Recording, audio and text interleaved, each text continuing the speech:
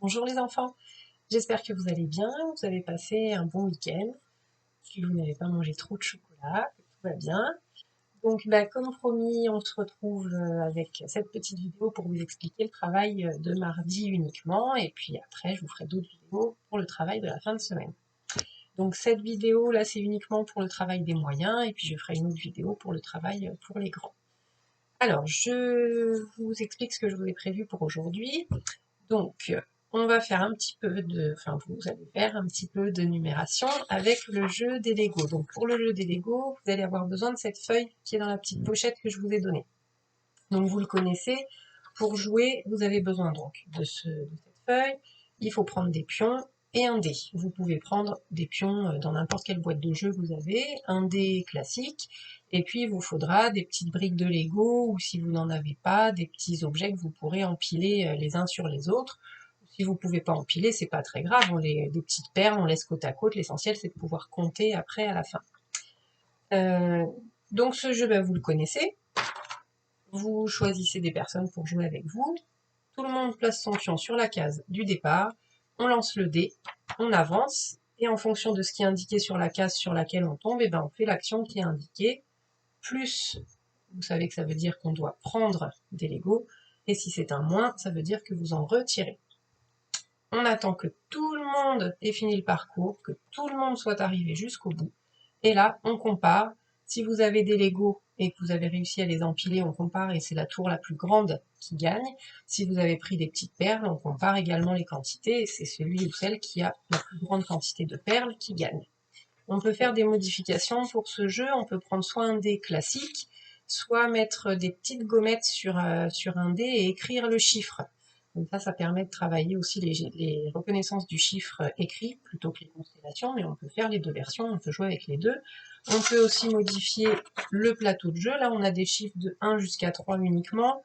Pour le retrait, on a uniquement des chiffres 1, donc libre à vous, parents, si vous le souhaitez, de modifier le plateau de jeu, on peut mettre les chiffres jusqu'à 6, surtout si c'est avec des perles, avec des Legos, après ça risque de faire des tours très très grandes, mais on peut faire avec des chiffres jusqu'à 6, on peut faire des retraits, voilà. Donc après c'est vous qui modifiez ça comme vous voulez. Donc voilà pour le jeu de numération. Après, on va faire un petit jeu de phonologie. Donc la phonologie, vous savez, c'est l'étude des sons. Donc là, vous allez avoir besoin de ce document-là. Oui, c'est bon. Donc c'est le document, il y a le numéro 110 en haut du document. Il va falloir déjà découper toutes les images. Donc ça, vous savez tous faire. On découpe bien proprement en suivant sur les lignes. Si vous avez besoin d'aide, vous pouvez partager le travail, mais vous pouvez en faire un petit peu quand même. Donc on découpe toutes ces images.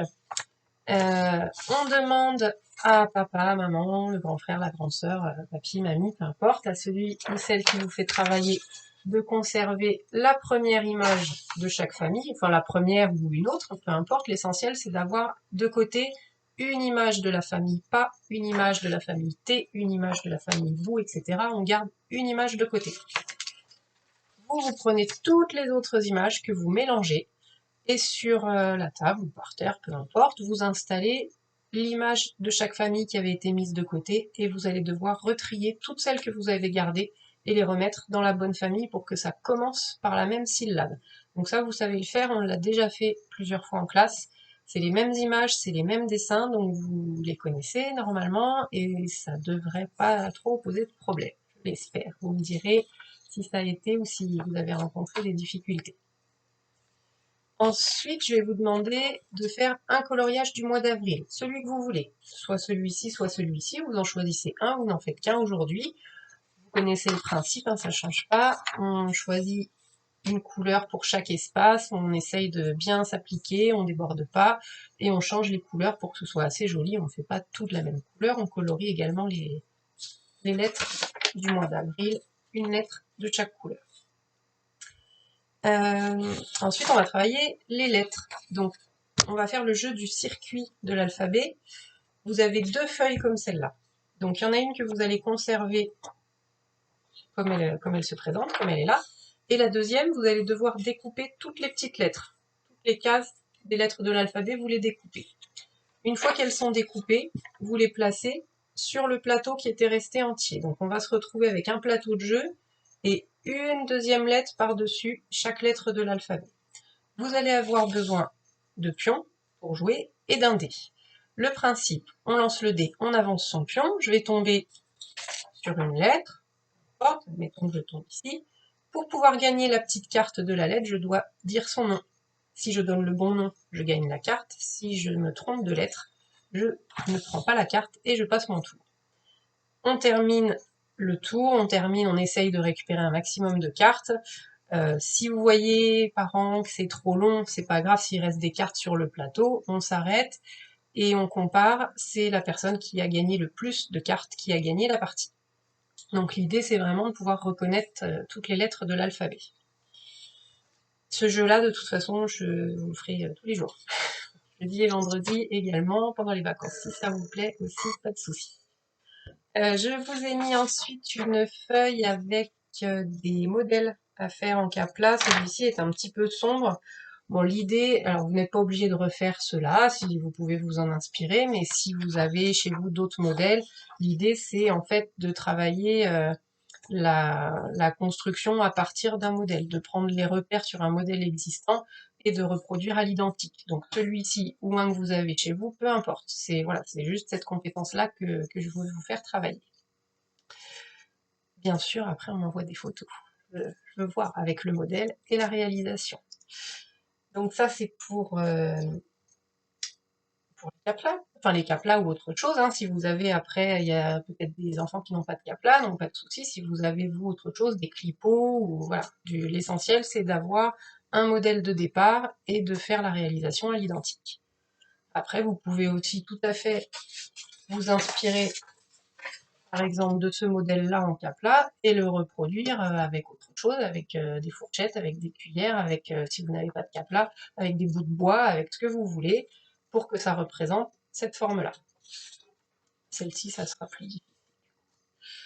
Un petit peu de motricité, mais ça je vous fais confiance, hein, vous êtes plein d'énergie, s'il fait beau, du vélo, on joue au ballon, on joue dans le jardin, on fait... voilà.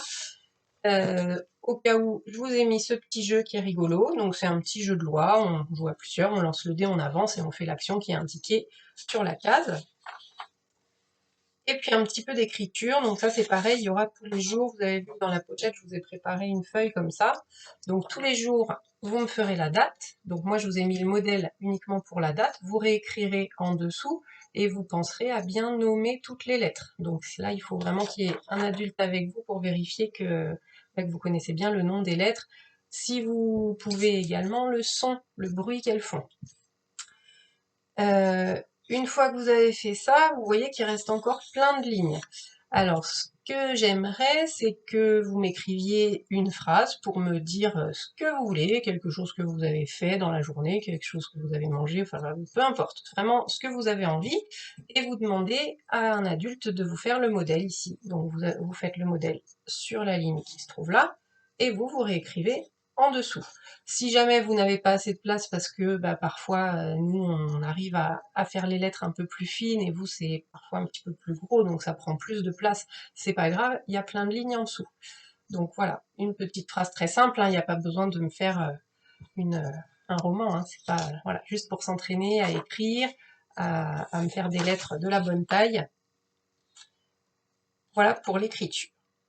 J'ai une dernière petite chose, alors ça par contre ce sera à faire sur la semaine, il n'y a pas d'urgence, puis même sur les vacances si vous avez besoin de plus de temps. On a travaillé cette semaine, la semaine dernière du coup, sur l'histoire de Monsieur Zouglouglou, donc je vous la mettrai en lien pour que vous puissiez aller la réécouter.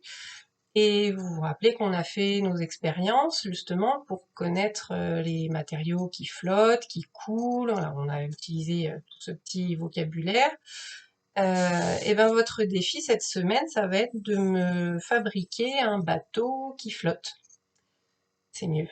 Et dans l'idéal, si vous pouvez y mettre quelques petits personnages pour vérifier vraiment que ça flotte bien, que ça fasse pas comme le bateau de Monsieur Zouglouglou et avec un petit personnage de plus, pouf, ça coule.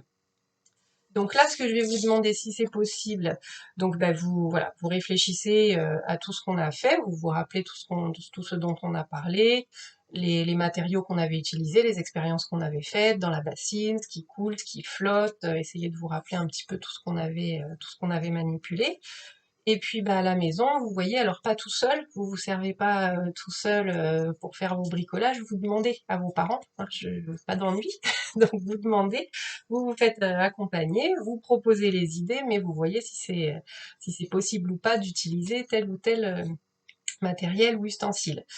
Donc ce que j'aimerais en fait, c'est de voir si à la fin votre bateau donc, si vous pouvez faire une petite photo ou une petite vidéo et m'expliquer votre raisonnement, en fait, ce que vous avez utilisé, les noms des matériaux, comment vous vous y êtes pris pour le réaliser, et puis de voir après avec la photo ou la vidéo finale si oui ou non votre bateau flotte.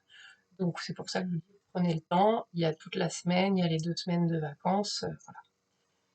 Mais je pense que vous allez être déjà bien occupé pour aujourd'hui. Je vous mets aussi les liens de 2 ou 3 petites chansons. J'en mettrai 2 ou 3 chaque jour, comme ça vous pourrez réécouter un petit peu ce qu'on faisait à la chorale et ce qu'on chantait en classe. Je vous souhaite bon courage, travaillez bien, et j'attends à la fin de la journée un petit message pour me dire si tout s'est bien passé, s'il y a eu des difficultés pour certains travaux, et puis pourquoi pas des photos de ce que vous avez fait. Bonne journée, à bientôt, bisous.